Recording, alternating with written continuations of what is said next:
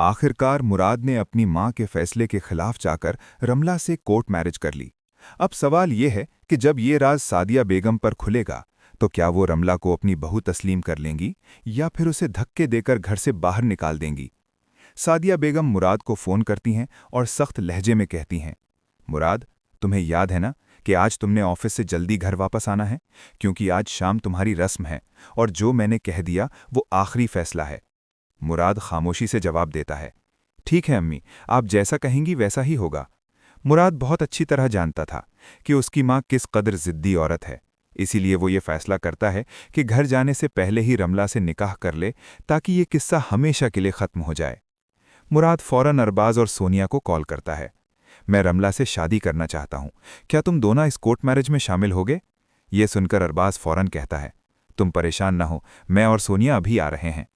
सोनिया और अरबाज जैसे ही गाड़ी लेकर निकलते हैं, रास्ते में सोनिया की नज़र फारा पर पड़ती है, जो किसी और लड़के के साथ गाड़ी में बैठी मुस्कुराती हुई जा रही थी। सोनिया फौरन कहती है, अरबाज, वो देखो, फारा किस लड़के के साथ जा रही है। ये देखकर अरबाज भी हैरान रह जाता है और दिल ही दिल में सोचता है, आखिर मेरी बहन मुझे और कितना जलील करवाएगी। अरबाज तल्ख लहजे में कहता है, सोनिया, अब फारा को छोड़ दो।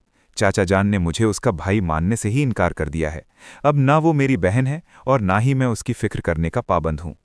दूसरी तरफ जैसे ही सोनिया और अरबाज कोर्ट रूम पहुंचते हैं, वो देखते हैं कि मुराद और रमला पहले ही तैयार बैठे हैं। निकाह शुरू किया जाता है। चंद लम्हों बाद निकाह मुकम्मल हो जाता है। सब एक दूसरे को मुबारकबाद देते हैं, लेकिन असल इम्तिहान तो अब शुरू होना था, क्योंकि मुराद अब अपनी नई नवेली दुल्हन को लेकर उस घर वापस जाने वाला था जहां पहले से ही कुछ लोग उसे अपना दामाद बनाने की तैयारी में बैठे थे। मुराद को आने में जरा सी देर हो जाती है। उधर सादिया बेगम बार बार फ़ोन करती हैं। मेहमान भी बेचैनी से कहते हैं, बेटा, मुराद को जल्दी बुला लीजिए, हमें भी वापस जाना है, रस्म करके निकल जाएंगे। कुछ ही देर में मुराद, सोनिया, अरबाज और रमला घर पहुंच जाते हैं। रमला दुल्हन के जोड़े में सजी संवरी जैसे ही दरवाजे से अंदर कदम रखती है, सादिया बेगम के पैरों के नीचे से तो जमीन ही निकल जाती है। वो गुस्से से चीख उठती हैं, मुराद, तुम इतनी देर से क्यों आए हो और ये लड़की कौन है? मुराद पुरसकून लहजे में कहता है, अम्मी, ये आपकी बहू है। ये सुनते ही सादिया बेगम पर जैसे क़यामत टूट पड़ती है। वो गुस्से से कहती हैं, मुराद, ये तुम क्या मजाक कर रहे हो? मैं इस शादी को नहीं मानती। तुम्हारा रिश्ता होने वाला है, चलो आओ यहाँ बैठो। मुराद मजबूत लहजे में जवाब देता है, अम्मी, ये कोई मजाक नहीं, ये हकीकत है। मैं रमला से शादी कर चुका हूँ और मुझे इस फैसले के लिए आप लोगों में से किसी की इजाज़त की ज़रूरत नहीं। ये सुनकर रिश्ते वाले गुस्से में आ जाते हैं और सख्त बातें करते हुए वहाँ से उठकर चले जाते हैं।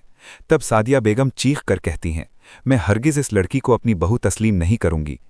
अभी और इसी वक्त इसे तलाक दे दो, वरना मेरे घर से निकल जाओ। तो दोस्तों, आपके ख्याल में क्या सादिया बेगम के दबाव में आकर मुराद रमला को तलाक दे देगा, या फिर पहली बार वो अपनी माँ के सामने भी अपनी मोहब्बत के लिए खड़ा होगा? अपनी राय हमें कमेंट्स में ज़रूर दीजिएगा।